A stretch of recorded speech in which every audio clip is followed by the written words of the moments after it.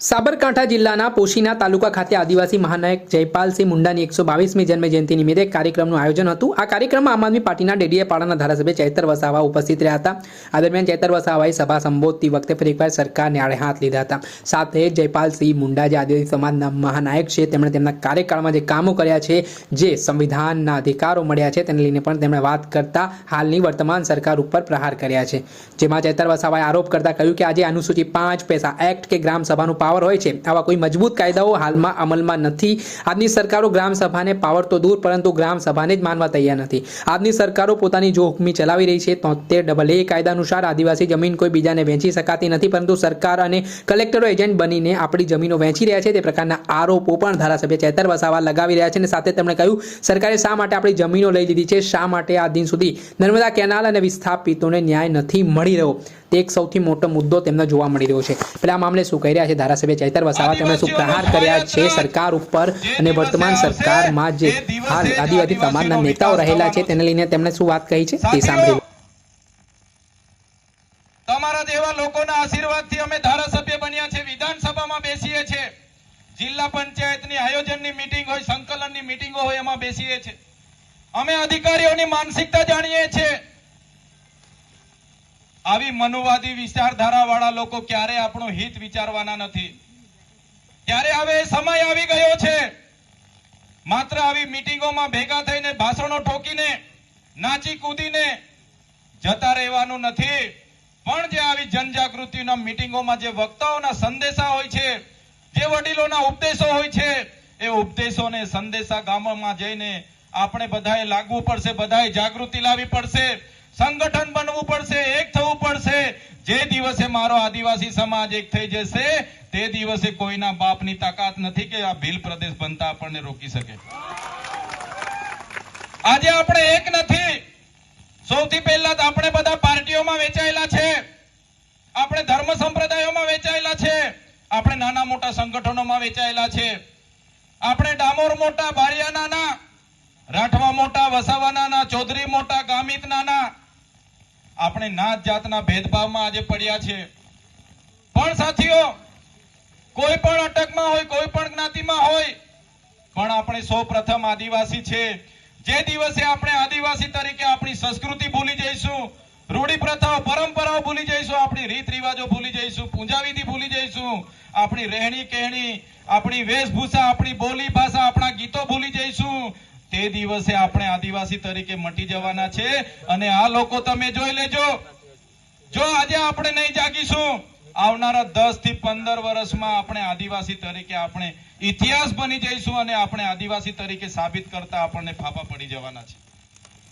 આજે આપણે આદિવાસી છે એ ખબર છે, આપણા બાપ દાદાઓ અહીંયા ગુજરી ગયા, છતાં એ પોતે આદિવાસી તરીકે સાબિત કરવા માટે 3 પેઢીઓના લોકો પુરાવા માંગે છે। આજે જાતિના દાખલા માટે લોકો મહિને મહિને લાઈનો પર રહે છે।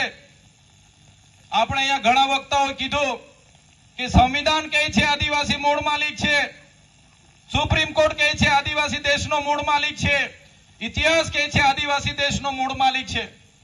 આદિવાસીઓનો ઇતિહાસ ગૌરવશાળી છે। આદિવાસી એટલે કોણ? આદિ અનાદિકાળથી આ વિસ્તારમાં વસનારો એટલે આદિવાસી। પૃથ્વી પર કોઈ સૌથી પહેલા અહીં પેદા થયો હોય તો એ આદિવાસી પૃથ્વી પર પહેલો આવનારો છે। આદિવાસી સંસ્કૃતિ એ ધર્મપૂર્વી સંસ્કૃતિ છે, હજારો વર્ષો પહેલાની આપણી સભ્યતા છે। તમે સિંધુ ખીણની સંસ્કૃતિ જોઈ લેજો, તમે મોહનજોદડો હડપ્પાની સંસ્કૃતિ જોઈ લેજો, એ આદિવાસીઓની સભ્યતા છે।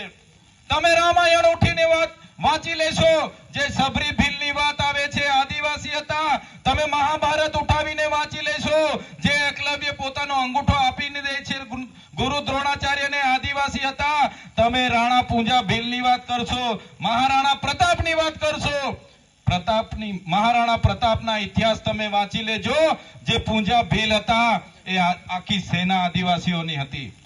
એવી જ રીતે શિવાજીનો ઇતિહાસ તમે વાંચી લેજો, જે દુધા ભીલની આખી ફોજ હતી એ આદિવાસી હતી। એવી જ રીતના દેશની આઝાદીમાં સૌથી પહેલા સલ્તનત સંભલમાં આદિવાસીઓ અંગ્રેજો સામે યુદ્ધ કર્યું। બિરસા મુંડાજી હોય, ટાટિયા નાયક હોય, ખાજ્યા નાયક હોય, ટાટિયા ભીલ હોય, જે પણ આપણા આદિવાસીઓ આઝાદીના લડતમાં પણ પોતાનું યોગદાન આપ્યું છે. દેશની વિકાસની વાત હતી.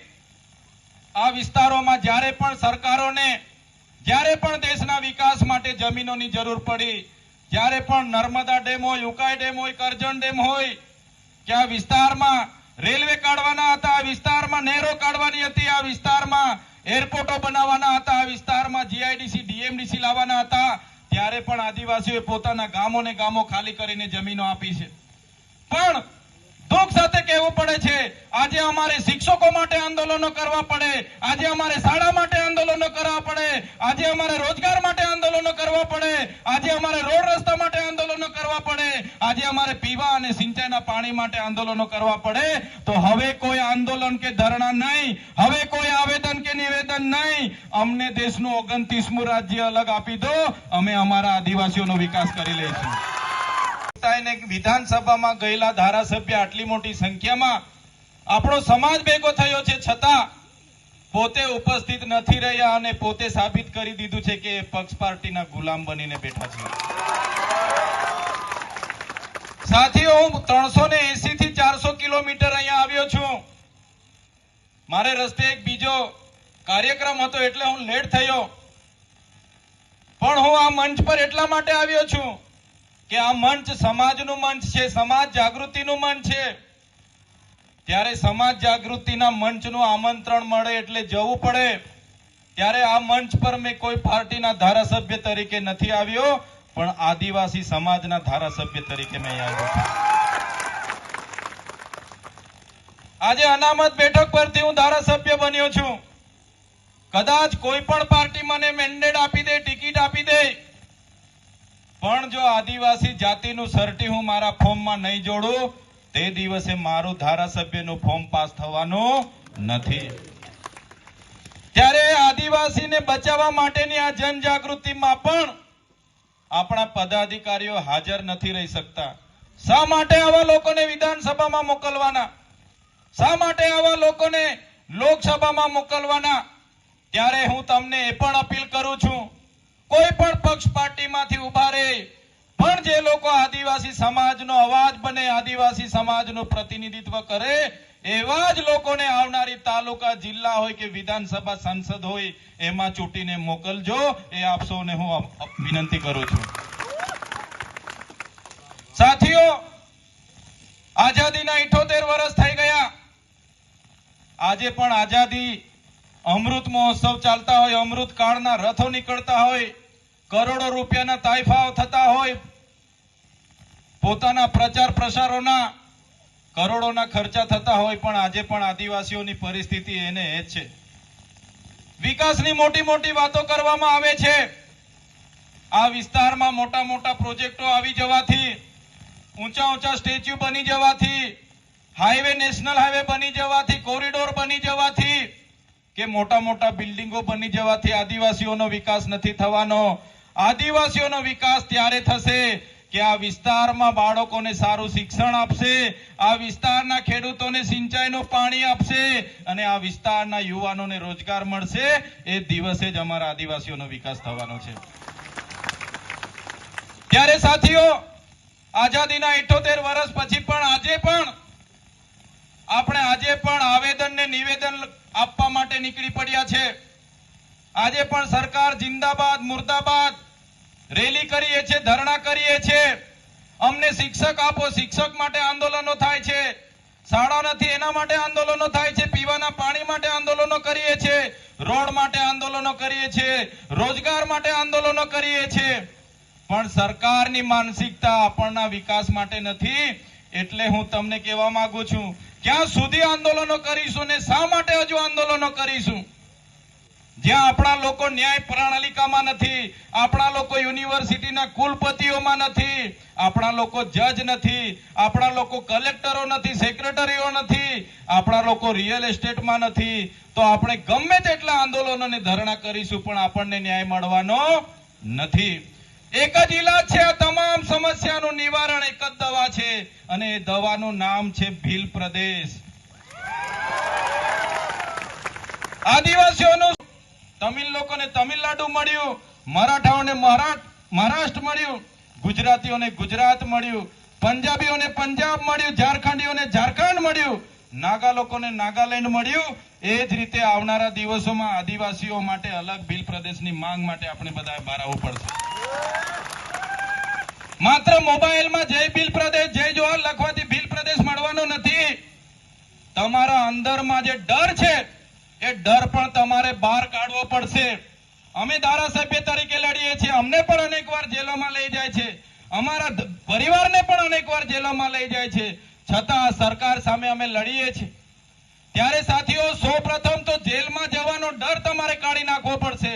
જેલમાં જવાથી તમને કોઈ ભૂખે મારી નાખવાના નથી, જેલમાં પણ તમને જમવાનું મળવાનું છે. જેલની વાત આવે એટલે આપણા લોકો બધા ગાયબ થઈ જાય, પણ આંદોલન જ્યારે પણ આપણે કરવાનું થશે ત્યારે સૌપ્રથમ જગદીશભાઈ, કેટલા લોકો જેલમાં જવાના તૈયાર છે એનું પહેલા લિસ્ટ બનાવો, પછી આંદોલન ચાલુ કરીએ.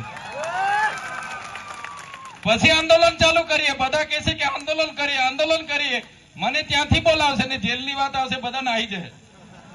એટલે પહેલા સ્વેચ્છા લિસ્ટ બનાવો કે ભાઈ ક્યારેક જેલ થઈ જાય તો કેટલા લોકો તૈયાર છો. આમ તો જેલ નહીં થવા દઈએ, આપણી પાસે વકીલોની ફોજ છે, રાઠોડ સાહેબની આખી ફોજ છે, કોઈને જેલ નથી થવાની.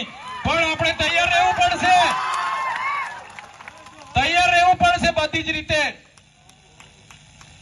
આપણે સંવિધાનમાં માનનારા લોકો છે, સંવિધાનને લઈને ચાલીએ છીએ, પણ જે રીતે જગદીશભાઈ ને લોકોને અહીંયા ગણનગઢ કરવામાં આવે છે, પોલીસના ઉચ્ચ અધિકારીઓ પોતાના પ્રમોશનો માટે, પોસ્ટિંગો માટે વહાલા દવલા થવા માટે અમારા સાથીઓને જે હેરાન કરે છે, એ લોકોને પણ અમે કહીએ છીએ કે જગદીશભાઈ એકલા નથી.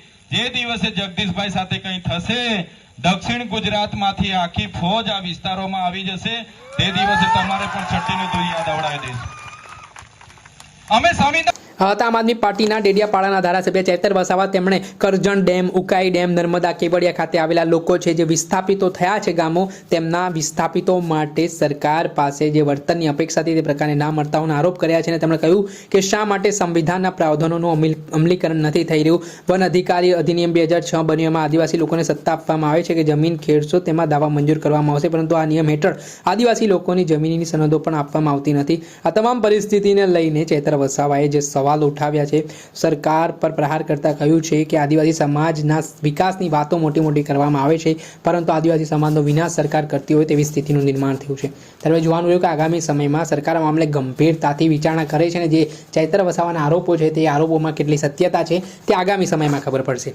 દર્શક મિત્રો, એન કવરેજ ન્યૂઝને આપ લાઈક કરી લો, સબસ્ક્રાઇબ કરી લો અને શેર કરવાનું ભૂલતા નહીં.